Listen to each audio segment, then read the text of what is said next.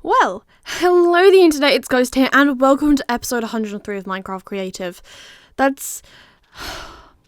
We're getting so close to the end of the season. I'm actually so sad, even though it's like, yes, I have filmed the end of the season, but I went straight into recording the next one, which is just so much fun. So today's episode, based off of the timeline, because the little screen on Premiere Rush doesn't want to catch up. There we go. Now I can see what I'm up to.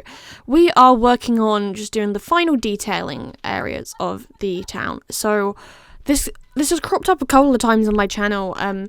I will get towards the end of a project or a big section of a project, and I'll be like, something just doesn't look right about this. And I realise, oh, well, when I was terraforming, I got rid of all of the grass and all of the flowers, and every single tree's gone. So this section of the video, this video and this section of the build is going in and doing all of that. So there was this big mountain, and I was like, well, I haven't actually built anything on top of it. I'm not going to build anything on top of it. So why don't we build a little path that goes up there and just put that in with Coaster? It's such a minor detail, but at the same time, it makes the area look more lived in my opinion.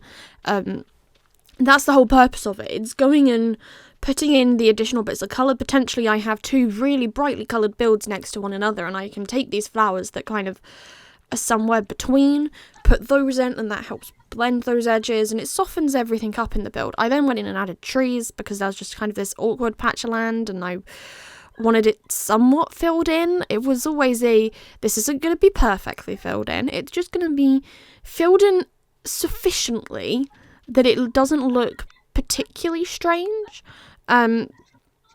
Yeah, that about summarizes why I'm doing what I'm doing. So yeah, that's this. I can't think of anything to talk about that's been going on because I was back at college for 3 days and that was kind of it. I'm working on my portfolio for university application. That's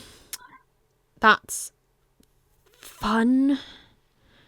Honestly, trying to pick, I'm going through something almost 3 years of work now, and it's going through and trying to pick out the best bits. And I have something like 8 projects going into this. Most people have 3 because they haven't kept old work that they've done, or they don't do additional projects at home. I have done a bunch of extra stuff, and I talked about a lot of the things I've done in my my personal statement, which now means I have to make sure that you can at least see those things coming through. Which, I mean, I'm not saying it's a problem. It's quite nice going and being able to start looking and going, oh yeah, I remember doing that. I really liked that. Well, that's going to go into the portfolio then. It's going through and picking out, oh, this project needs to go here, this one needs to go here, and putting it into a logical order and making sure I go, well, that piece of work really isn't useful to this. It turns out that's rather difficult, and I'm a bit love-hate with it, because last year we did 3 projects. One of those has plus a mini project in there.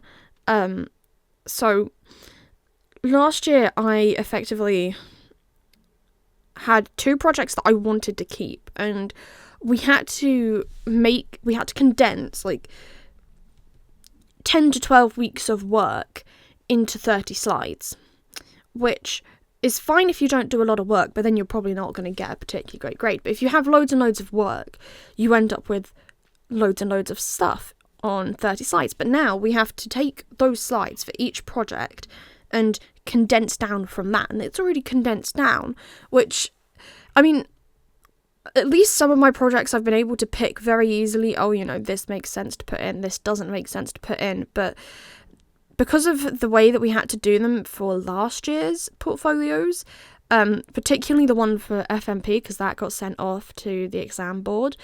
Oh god, there's so much going on, because it was cut everything out in Photoshop and do crazy layouts with it because that's what they want to see. And it's well, that's not how I normally work. I like to have really uniform pictures done.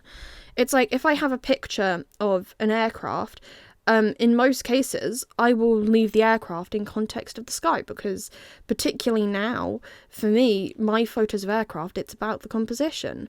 Admittedly, I have to fix the composition sometimes in Lightroom if it's from an air show, but it's like, hey, I'm putting in this photo of an aircraft from a museum. I wouldn't go cutting that down because it's important that you have the context of the museum there. So that proved a challenge, and now I've got to go through and go, well, do I need to, like, find that photo again? And do I need to use the original version of the photo without it being cropped and taken out of context because that's what they wanted to see?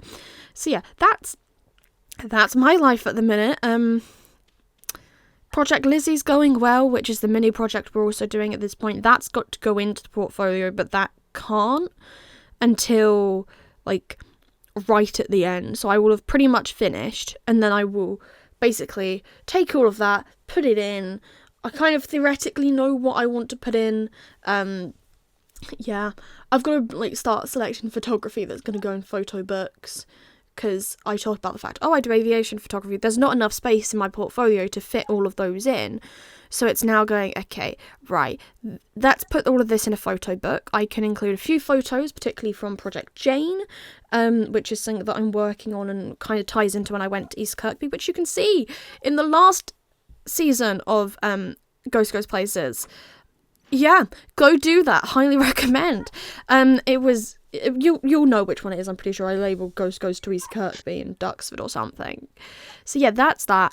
So it's like, that will all go in a photo book, and I'll potentially put 4 or 5 photos of that into the actual portfolio that will get printed and sent off as well, digitally.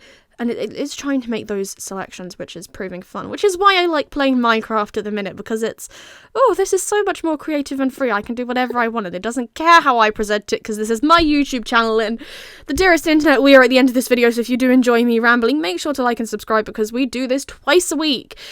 I will see you all again very, very soon. Goodbye, the internet.